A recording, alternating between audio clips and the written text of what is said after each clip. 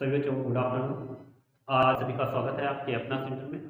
और आज हम पढ़ेंगे द्विघात बहुपद।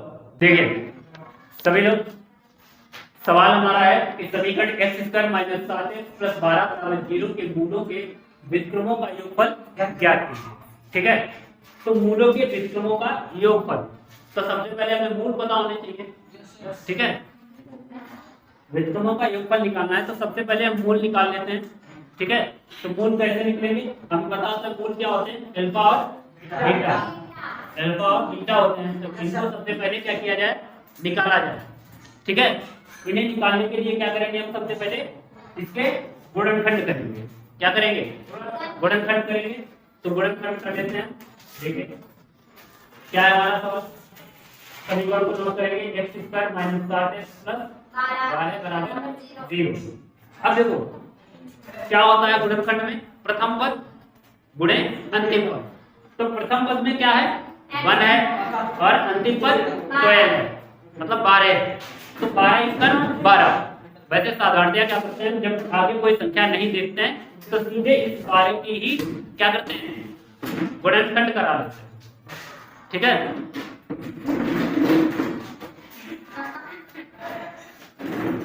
अब खटपट ना, तो इसके हम क्या करेंगे, गुणनखंड कराएंगे। 12 के ऐसे गुणनखंड कराने कि जोड़ने, इस चिन्ह को हमने उस दिन बताया था कि इस चिन्ह पे ध्यान रखेंगे कि प्लस का है या माइनस का। अगर ये प्लस का है तो जोड़कर हमें कितना लाना है, दूसरा पद कितना है, 7, मतलब 7 लाना है। और अगर माइनस होगा तो घटाकर 7 लाना है। ठीक है, तो यहाँ पे क्या है, हमारा प्लस है, तो 4 × 12, 4 और 3 के अगर गुणनखंड कर दिए जाए तो कितना आएगा, 12 आएगा। और 4 और 3 7 जोड़ दिया जाए तो कितना हो जाएगा, हमारा 12 हो जाएगा, 7 हो जाएगा, 7। 4 3 को अगर 7 जोड़ोगे तो कितना होगा, 7। तो सबसे पहले हम गुणनखंड कर देते हैं। x² को ऐसे लिख देते हैं माइनस। अब देखो एक चीज रहती है कि माइनस प्लस की गुणा भी थोड़ी दिक्कत देती है, तो हम यहाँ पे ब्रैकेट लगा देते हैं। ठीक है, थोड़ा विस्तार बता देते हैं तुम्हें कि थोड़ा तुम्हें, ताकि पता लग जाएगा कि माइनस से प्लस और प्लस से माइनस कैसे हो जाता है। तो देखो हमने गुणनखंड किए हैं 4 और 3, इस 12 के गुणनखंड हमने किए हैं 4 और 3 किए हैं। तो 4, तो सबसे पहले बड़ा संख्या ही लिखेंगे, बड़ी संख्या कितनी हमारी, 4। इसके बाद जोड़ रहे हैं तो +3 और गुणे में इसके x लिखा है तो इसके भी x लिखो। प्लस कितना लिखा है हमारा, 12, बराबर में 0 है तो 0। आगे देखो x² - 4 की गुणा हम x से कराएंगे, माइनस यहाँ पे लगा लिया 4 की गुणा x से, तो क्या हो जाएगा, 4x हो गया। प्लस वो माइनस और प्लस की गुणा क्या हो जाएगी हमारी, माइनस और प्लस क्या हो जाता है, माइनस हो जाता है। 3 की गुणा x से 3x प्लस 12 बराबर 0। अब देखो ये दो पद बन गए, ये दो पद बन गए, इन्हीं दोनों में हमें क्या लेना है, कॉमन लेना है। तो कॉमन लेने के लिए क्या करेंगे, यहाँ हमने देखा x, यहाँ भी x, संख्या कोई नहीं है तो x ही सिर्फ कॉमन मिला। और क्या बचा हमारा, यहाँ पे 1x बचा और यहाँ से x चला गया तो माइनस से 4 बचे। माइनस कॉमन, माइनस बाहर ये वाला लगाया। उसके बाद इन दोनों में देखेंगे क्या कॉमन मिल रहा है, तो हमें दिख रहा है तो 3 × 3 3 × 2 मतलब यहाँ से 3 मिल जाएगा और यहाँ तो 3 है ही है। तो हम यहाँ से 3 कॉमन ले लेते हैं, बाहर निकाल दिया 3 को, यहाँ 3 हटा दो तो क्या बचा, x बचा। और माइनस और प्लस माइनस हो जाएगा, माइनस और प्लस क्या हो जाएगा, माइनस हो जाएगा।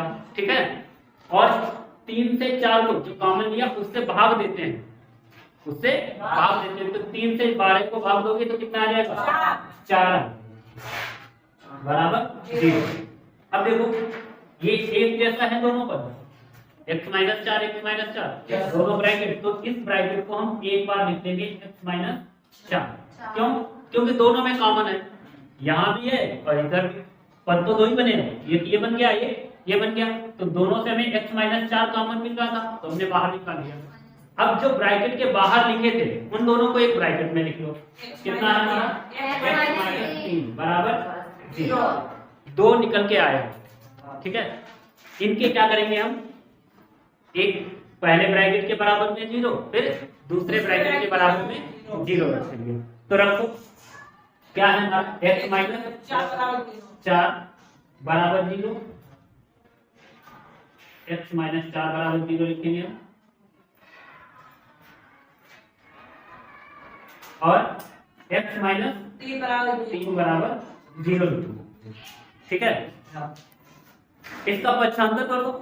x बराबर कितना हो जाएगा, माइनस का है तो प्लस का जाता है, और अगर प्लस का होगा तो माइनस। तो ये x बराबर कितना हो जाएगा, प्लस का 4, और x बराबर ये माइनस का 3 उधर गया तो प्लस का 3। तो दो हमारे क्या निकल के आ गए, शून्यांक आ गए, दो ही शून्यांक आ गए। इन्हीं को हम अल्फा बीटा भी बोलते हैं। इसको हम अल्फा कह सकते हैं, इसको हम बीटा कह सकते हैं। ठीक है, तो हम यहाँ पे लिख लेते हैं। तो हमारे दो मूल निकल के आए, अल्फा बराबर 4 और बीटा बराबर 3। ठीक, ये दो निकल के आए। उसने पूछा क्या है, मूले के व्युत्क्रमों का योगफल। ठीक है, मूलों के व्युत्क्रम, तो मूलों के व्युत्क्रम निकाले जाए पहले, उसके बाद उनका योगफल किया जाए। ठीक है, तो मूलों के व्युत्क्रम निकालेंगे तो लिखोगे 4 का व्युत्क्रम, क्या हो जाएगा हमारा, अनुसार पलट दो, क्या बदल दोगे, हाँ 4 का व्युत्क्रम, 4 ऊपर है, नीचे इसके क्या है 1, 4 का व्युत्क्रम, तो क्या हो जाएगा हमारा 1/4 हो जाएगा। 4 का व्युत्क्रम 1/4 हो गया। ठीक है, तो ये हमारा अल्फा की अगर बात की जाए तो 1/अल्फा हो गया। ठीक है, उसके बाद हम किसका निकालेंगे, 3 का। 3 का व्युत्क्रम क्या हो जाएगा हमारा 1/3 हो गया। 3 का 1/3 हो गया। अब इसने क्या कहा है, मूलों के व्युत्क्रमों का योगफल। तो योगफल की बात करें तो योगफल कितना हो जाएगा हमारा, देखो 1/अल्फा प्लस 1/बीटा। भाई अल्फा है 4, तो 1/अल्फा ही तो हुआ जाके 4 है अल्फा, तो इसे हम क्या लिख सकते हैं, मतलब हम अगर कहें तो 1/अल्फा से कह सकते हैं कि 1/अल्फा बराबर 1/4, अभी तो होगा। इसका हमारा क्या हो जाएगा, 1/बीटा हो जाएगा बराबर 1/3। तो यही हुआ हमारा 1/अल्फा प्लस 1/बीटा। तो यहाँ पे लिखोगे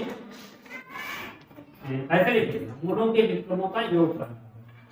क्या लिख लेंगे, मूलों के व्युत्क्रमों का योगफल बराबर हो जाएगा 1/अल्फा प्लस 1/बीटा। 1/अल्फा हमें पता है 1/4 है हमारा, प्लस 1/बीटा हमें पता है 1/3।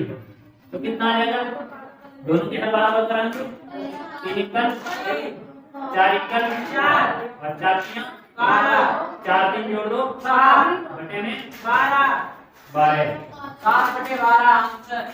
ठीक है, ये मूलों के योगफलों का व्युत्क्रम आ गया हमारा। बस यही चीज उसने पूछी है।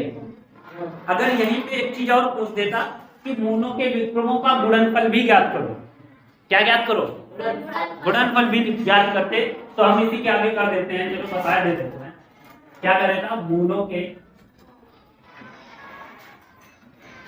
व्युत्क्रमों का गुणनफल बराबर क्या लिखते हैं हम, 1/अल्फा इंटू 1/बीटा। गुणे में तो होता है अल्फा इंटू बीटा, यही तो होता है। मूलों के व्युत्क्रमों का गुणनफल कितना है हमारा, 1/अल्फा कितना है 1/4, 1/बीटा कितना है 1/3। तो 1/अल्फा 1/4 है, 1/बीटा 1/3। ऊपर ऊपर गुणा, नीचे नीचे की गुणा, क्या हो जाएगी हमारी 1 इक्वल और 4 ये हो गया। ठीक है, तो ये हमारा क्या आ गया, गुणनफल व्युत्क्रम आ गया, और ये योगफलों का व्युत्क्रम। दो धनात्मक संख्याएं याद करनी है। ठीक है, तो क्या लिखेंगे हम, माना दो धनात्मक संख्याएं बराबर संख्याएं बराबर x कामा x प्लस 1 मानेंगे। क्या मान लेंगे? x कामा x प्लस 1 मानेंगे और हमें इनके वर्गों का योगफल कितना है? 365। तो प्रश्नानुसार की बात करें, अगर प्रश्न के अनुसार चलेंगे, देखिए प्रश्नानुसार क्या है हमारा? कहा है जिनके वर्गों का योगफल 365 है, तो 365 है वर्गों का योगफल, तो इन दोनों संख्याओं का हम क्या कर देंगे? योगफल मतलब जोड़कर इनके वर्ग कर देंगे। तो करेंगे x प्लस 1 इसका वर्ग और इसका भी वर्ग बराबर आता है 365 के। दोनों संख्याओं के वर्गों का योगफल कितना है? 365 है। x square plus a plus b का होल स्क्वायर होगा x स्क्वायर प्लस 1 का वर्ग a प्लस 2ab मतलब 2x बराबर 365 हुआ। x स्क्वायर जोड़ो तो कितना आ जाएगा? 2x स्क्वायर और प्लस के 2x 365 को उठा के इधर ले आओ तो 365 माइनस के बनेंगे और ये प्लस 1 बराबर में उधर 0 बचेगा। इधर आ जाएगा 2x स्क्वायर प्लस 2x 365 से 1 घट जाएगा, कितना बचेगा हमारा? माइनस के 364 बराबर में 0। 364 यहाँ पे 2x square plus 2x minus 364 के हम ऐसे गुणनखंड करेंगे। 364 क्या पूरे से 2 कॉमन मिल रहा है, दिख रहा है। यस सर, 2 कॉमन ले लेते हैं।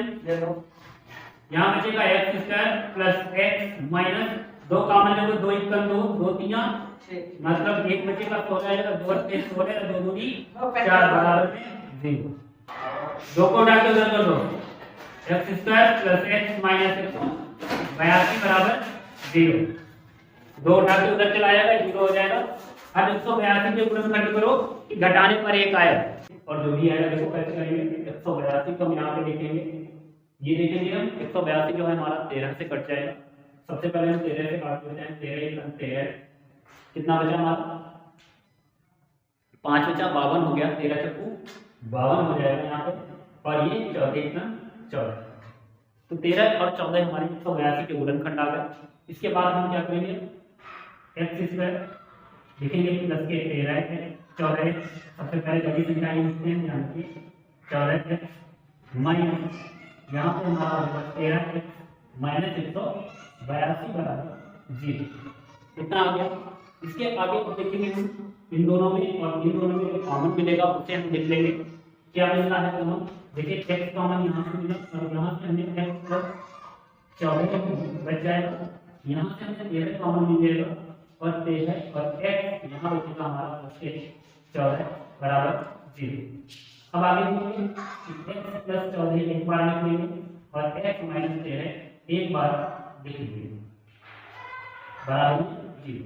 इधर देखिए, चलिए इसे मिटा देते हैं। अब क्या होगा? एक बार इसके बराबर 0 करेंगे और एक बार इसके बराबर 0 करेंगे, तो हम x प्लस 14 बराबर 0 लिखेंगे और एक बार हम लिखेंगे x माइनस 13 बराबर 0। ठीक है, तो ये हमारा पहला शून्य क्या आ जाएगा? x बराबर माइनस 14 आ जाएगा और इधर x बराबर 13 आ जाएगा। ठीक है, तो दो संख्याएं ध्यान रखिए, कभी भी संख्या माइनस की लेगी उससे पहले क्या धनात्मक संख्याओं को ज्ञात कीजिए।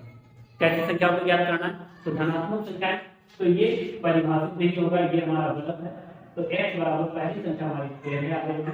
कितनी आ जाएगी? पहली संख्या 13 आ जाएगी और दूसरी संख्या अगर हम लिखें तो यहाँ पे हम लिख सकते हैं, तो पहली संख्या बराबर, पहले ऐसे लिख लीजिए, पहली संख्या बराबर 13 और अब दूसरी संख्या अगर लिखेंगे तो दूसरी संख्या हमारी आएगी, वो कितनी आ जाएगी? x प्लस 1 हमने मानी है। पहली संख्या हमने मानी है, तो पहली संख्या हमारी 13 होगी, दूसरी संख्या x प्लस 1 है, तो दूसरी संख्या x मतलब 13 प्लस 1 बराबर कितना आ जाएगा? 14। अतः दोनों संख्याएं हम यहाँ पे लिख देंगे। अतः दो धनात्मक संख्या बराबर धनात्मक संख्या बराबर 13 14। ठीक है, ये हमारा आंसर। ठीक है, ओके।